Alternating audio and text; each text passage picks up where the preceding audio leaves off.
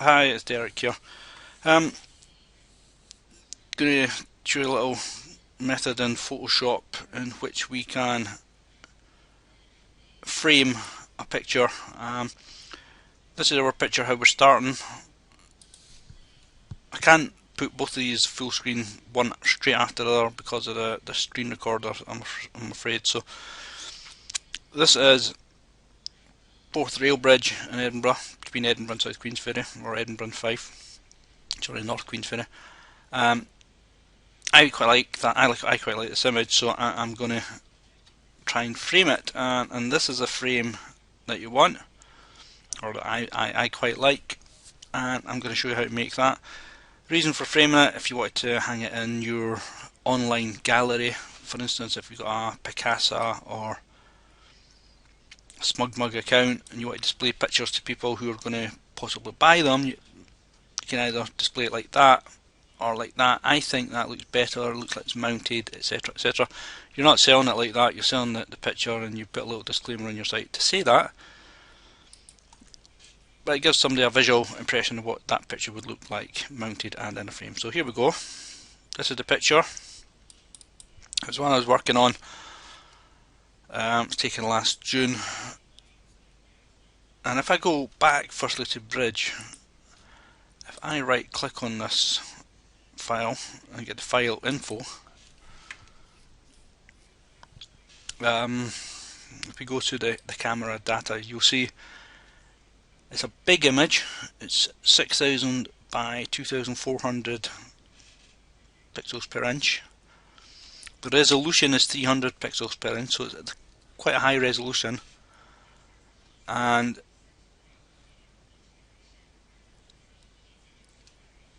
let's check when the date of this was.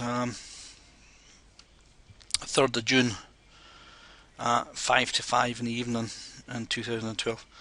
So it's a big file size. If we go back to Photoshop now, and if I quickly go into the file, sorry, the image size in here, and we change this to inches, you'll see it's quite a big image. It's 20 inches wide by 8 inches tall. We want to keep that resolution because it's 300 pixels per inch resolution. It gives me a bit more leeway if I want to stretch it or manipulate it. There's lots of information in that file, so that's kind of a good idea to have that. Anyway, here we go. This is a Photoshop file, so I'm going to just flatten it, and it'll flatten and retain the sizes and dimensions that I already had. I'm going to make a couple of copies. We're going to have no copies, sorry. I'm going to have a couple of blank layers. And I'm also going to unlock this as the background. One layer I'm going to have as sorry, double clicking that. I'm going to fill one with black and one with white. The keyboard shortcut to doing what I just did there, Control and backspace will give you a white fill, and Alt and backspace on whatever layer you're on will give you a black fill. The black one I'm going to call frame. It's going to be your picture frame. This one is going to be my background, and the image is the image. So we'll take the background down to where the backgrounds go, and we'll turn the frame layer off at the moment. The image sitting within the background. Well, we can't see the background in a minute, so we're going to highlight the image layer and we're going to press Control and T. That gives you your adjustment handles, and if I press Alt and Shift at the same time, when I move this in, it's going to make it move it equally from both sides of the image. And pull it up from the bottom, and it'll maybe just in a little bit more, and that's fine. Quite happy with the shape of the image. I'm going to push it up a little bit. If you want to just click anywhere on your image while you've got these transform bars, you can just lift it up and just lift it to about, yeah, I think probably about about there is fine. And we'll click OK. Now you'll probably see that I've knocked that off the centre. A quick way to fix that is if you get the move tool, and if you hold shift now and highlight both of these layers, I want these two layers perfectly lined up. So with both of them highlighted like so, and on the move tool, if you go up to your toolbar at the top, this one here, I don't know if the tool, it says align horizontal centers. So it's not going to move any of the images up or down or snap them or that. What it's going to do is find the center of this image and the center of the background, and it's going to line them up perfectly. And there we go. And then we can deselect one of these. I now need to bring the background, the frame down to the background. And what we need to do is change the size of both the image and the background so that it's going to fit in this frame. So again, hold the shift key, click on one, click on the second, and that's both of these highlighted. Now when I press Control and T, I'm going to get the handles again. I'm pressing Alt and Shift, and that's just going to move. When I move it from the right, it's also going to move in from the left. But because I've got both these highlighted, it's moving both at the same time. That's probably a bit too much. What we're leaving here and here is a frame. We could measure it. I'm not going to bother measuring it. If we go back to here, that's the full size of the image, 50.8 centimeters. So if we went into say 49.8, say 48.8,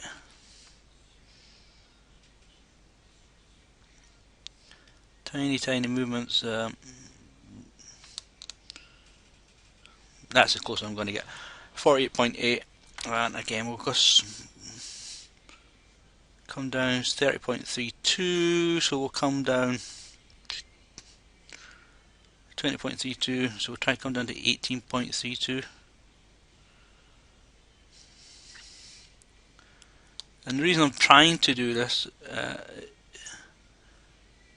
in this way, that's quite close, is so we can have a standard size of frame all the way around.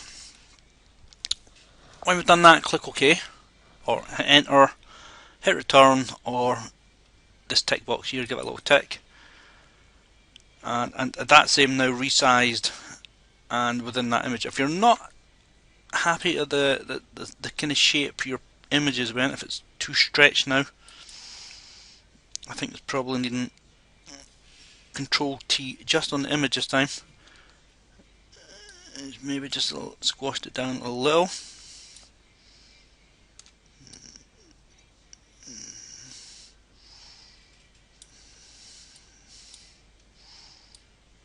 This image where I've got it just now looks quite small. If you just use your arrow keys, you can nudge it up just a tiny little bit at a time. And I'm just going to hold Alt and Shift there, and just that's better. I think possibly that better. Yep, we're going to tick that. And my next lot I'm going to do for all three of them. Control T.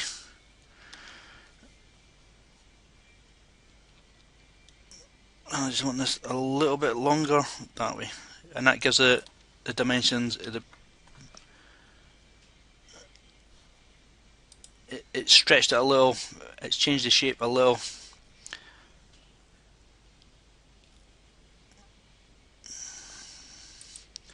And what it has done, it's tried to. I'm going to have to do this again, Fred. Stand with me, just 2 ticks.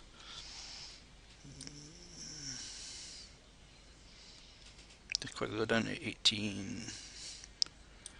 Right, we're back to where we were. Right, once you're happy with the shape, your image,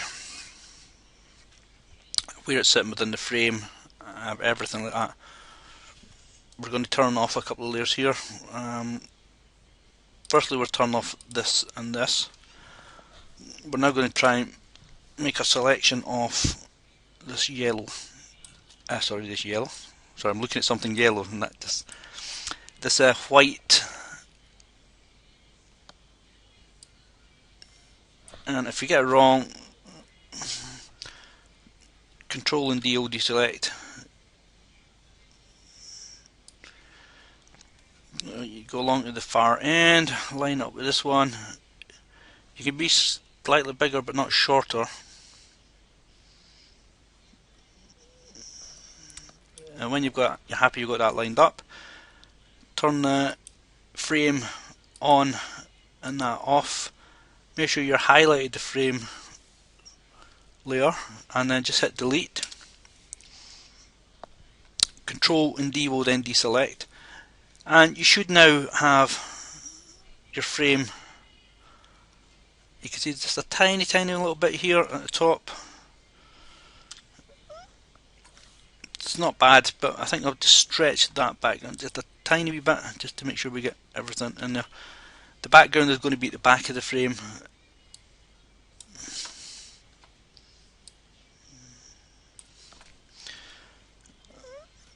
You don't want to do too much, otherwise you're going to have uneven top and bottom layers, and that doesn't look too bad. So come out again with that.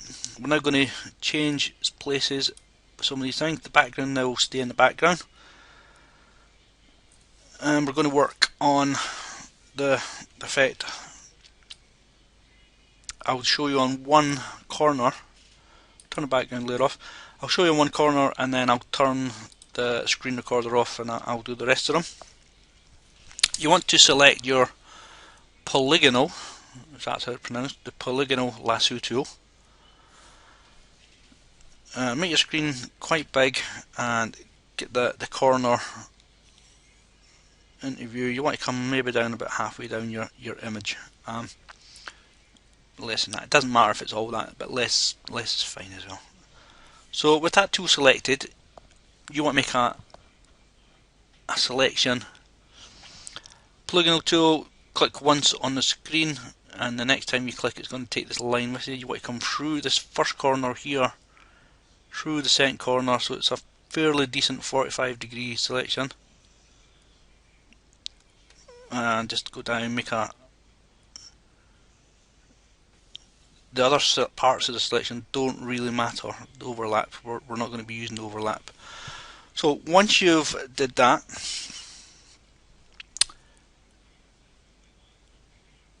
make sure you're on the frame layer here. Once you've done that, if you press Control and Shift and Alt and then click in the thumbnail, you'll see that this selection has now bound itself to the corner frame, and that's what we want. When it's like that, you then want to make a new layer, and we're now going to select the gradient tool, which sits over beside your paint bucket. It'll be the paint bucket or the gradient tool that's there. You could have just pressed the letter G to select it, because we know the gradient's at the top. And then you want to come up here to the top, the gradient selection, gradient editor, and we want the third one in from the left. That's a black to white gradient, and make sure that's selected and click OK. You then want to put your finger on Shift in this tool, and the Shift with any tool when you're making a line or a straight selection. If you hold Shift when you're doing it, it'll give you a perfectly straight line. And let go. And I would just advise, I'll go out just a little bit. When you're doing this, if you can make sure that you start inside of the selection for your gradient. If you start outside, you're going to get a hard line. The white will fade up to the white line. If you start inside, it'll be black, which then fades to white. So once you've done that, come up to your opacity and change the opacity setting. I find 24 to be good. You could go a little higher, a little lower, and once you've got them all in place, it will be the best time to kind of finalise it. 24 is good, and so once you've changed that, click on the layer to make sure that that's went to 24%. Click on here, and then Control 1D will deselect it. It's not doing it, I think it's because that's a shortcut within my screen recorder, so I'm just going to come up to Edit, into Select, and click on Deselect.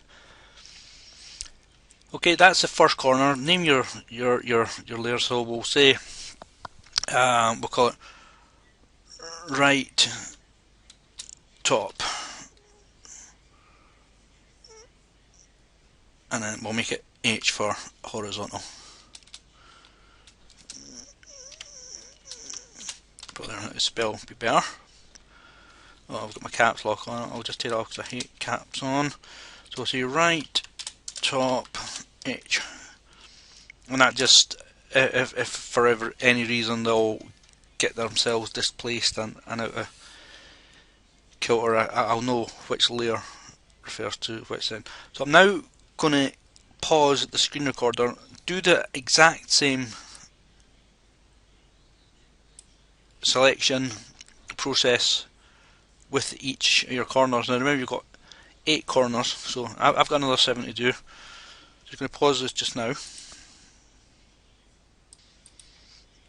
Just to remember, that's the layer you've just done. You then want to click back onto your frame layer to go on and do your second corner. So I'm going to pause this now. I'll do the rest of mine and then I'll come back. So it's back again. Hopefully, if you've been struggling along with this, you're getting somewhere with it. Not much to do now. Last wee bit of frame here. We've got that top left horizontal to do, and I hope you've been, if you have been kind of attempting this while I've been on pause, you've been naming your different parts, because when you zoom out and look at it all in one, you might think, you know what, that's a bit bright at that side, or a bit, and you can go and reduce the opacity or do anything. Anyway, on the last one here. So again, make sure your frame layer is highlighted. Make sure you got the polygonal tool selected. That's fine, and do it back up there. And again, your trick, Control Alt Shift and click on the frame layer. And it's not binding, and I'm assuming it should be binding perfectly, but I'm assuming it's not, just because I've got this screen recorder on. Everything acts a little bit different than that. It takes up quite a lot of memory. So, but don't worry, it is actually doing it. It's just it doesn't appear to be doing it. So again, new layer, and again gradient tool. And again, from just inside the bounding box, keep your pen or mouse on the table and a nice straight line along. Go back. You can hit D now, and you can reduce the opacity down to whatever you see fit. Again, low 20s is looking not too bad. Hit enter. Now I'm seeing just a little bit of an overlap here, so if we get the move tool and just gently touch that, if we just hit the arrow keys now, I can move it just a little bit at a time, and it might cause just a little bit of a, and we're going for top left vertical here now. For the next one I'm going to move, and it's just using the down arrow key, and just a tiny wee bit, and that's fine. One more, yeah, that's fine. We might actually go around them all doing that. We can pull it out now so it's back at the middle of our screen. And it's not a uniform light, as you can see. We'll just name this last one, and it's top left horizontal. And that's them all named. And I've named them all just for the sake of it right now. I'm saying like bottom right and bottom left are probably just a wee bit too bright, so let's go to the bottom I've got two bottom left horizontals, so that's not going to help anyone. One's obviously my vertical, so if we turn that off, that's a vertical, so we'll just double quickly change that to a V. So we'll go to bottom left horizontal. I just want to reduce the opacity of that a little. We're at 25, so we'll go down to about 23 or 22. 20 even. 20 looks not bad there. 20 is not bad. And this side here, just try and keep your answer bottom right horizontal now again. That's already at 20. Bottom left horizontal is 20. They're not bad. Bottom right vertical is at 24. Maybe bring that down to 20. And it's not bad. So once you get a kind of a level that you're happy with, we're going to lock all the frame together. So just have a quick look at the corners before we do it. Got one showing just a slight gap there, so I think right left top vertical. I'm just going to use them. Still on the move tool, so just going to nudge it left a little.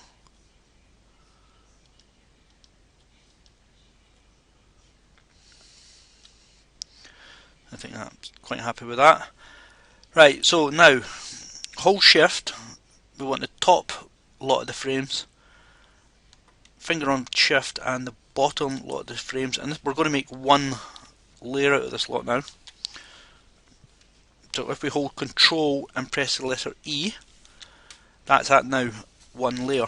And you can see it's not looking too bad at the moment. I've still got a couple of little things to do. First we're going to give the frame a little, we'll just rename that frame. It always takes the name of your top there. We're going to give a drop shadow effect to that.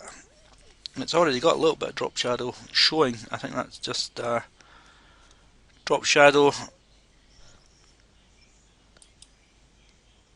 And put it to about there. And if we make the distance massive, you should just want a little bit distance. Maybe about 15 pixels. Spread. Maybe too much of a spread. Maybe 15 there as well, maybe. And size.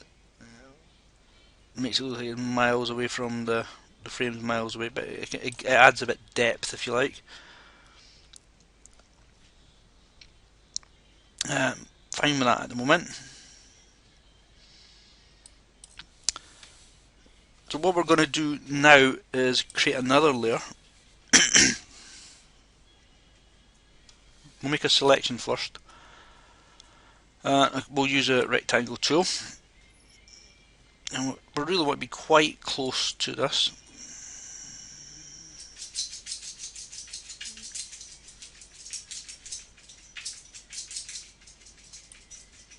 We're on the background. So again, we'll click on new layer and we'll fill it with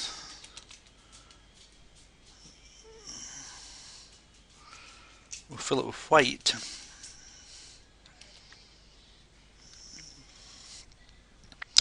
And layer effect for this one, we're going to give it an outer glow. And we'll make the colour black.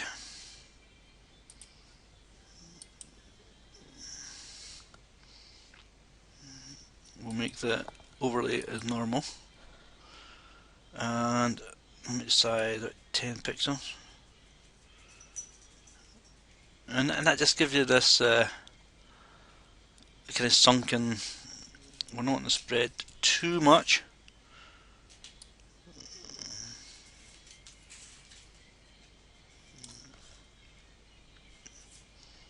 Even less than that, maybe about 10 pixels.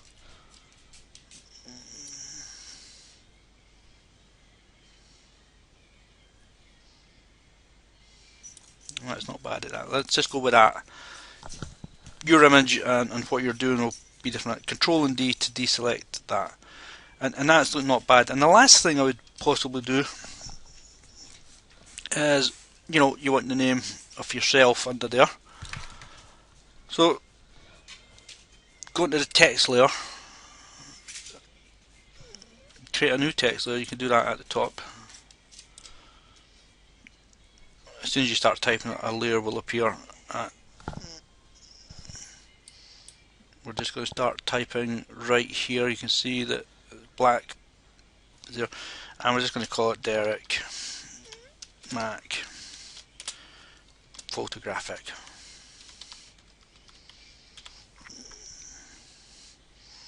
Now, when that's all highlighted, we can have a look at the font first off. When it bold italic, let's have a wee look. What about that? I quite like that actually. And we want it to be centered with the rest. We'll do our move bit in a wee second. I think the text colour, we're going to edge towards gold or something. Maybe something about that. Yep, something about that. And I think we'll probably have a text effect with that one as well.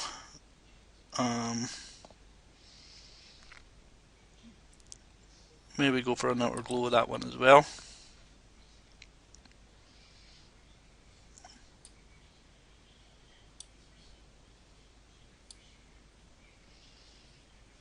Now we only want 3 or 4 pixels, and it just gives it very. And again, we'll go to normal so you can see it, and we'll click OK at that. And the last thing it needs is for this layer to be aligned with the rest of them. So we're going to get the move tool, and if we click on the top layer, there's only 1, 2, 3, 4, 5 layers in total. Click on the top and the bottom layer, everything in between is now highlighted. And if we go back up and we do our little alignment trick,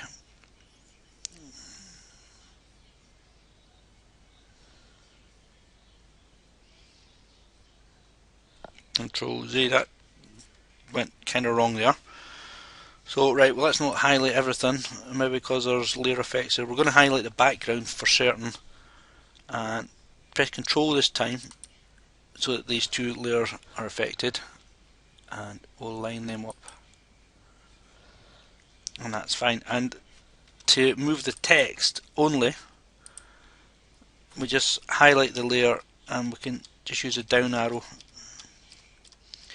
and position it somewhere where we're quite happy with it. And there you have it.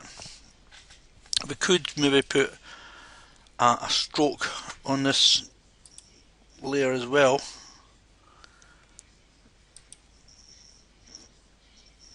And it just gives it a kind of highlight. Do you want it big? That's if it's big. We don't want it that big obviously, but maybe just a tiny 2 or 3 pixels even less than that. Make it 5 pixel.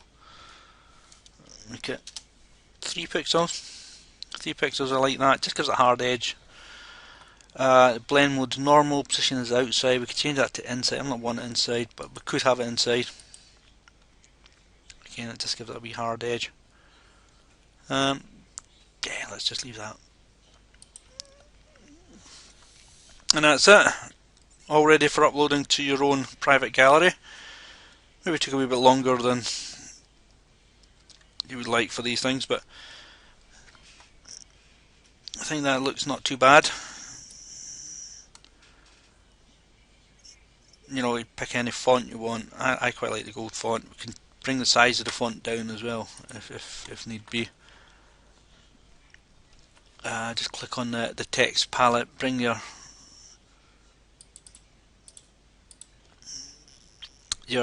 text layer up. Yeah, that's it pretty much. I'm not going to do anything else to that now.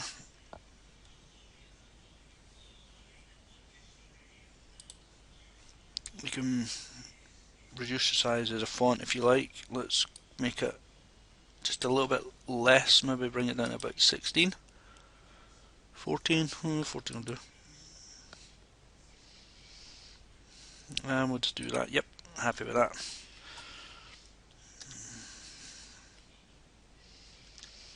So there you go. I hope this was a sparked up the idea or two for you.